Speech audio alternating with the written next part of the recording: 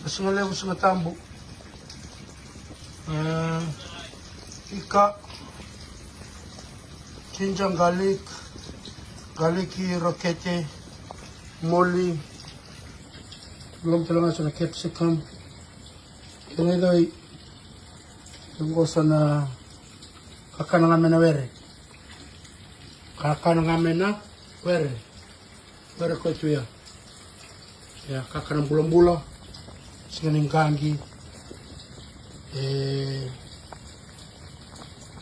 Iwakan bula ito na vititin ko na kaubuatan ko na vegetables na kaloy ng karawat sa kutsawa.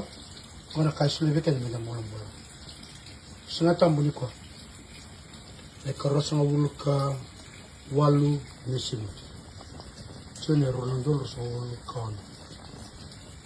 Over and out, ang Sandro Farm.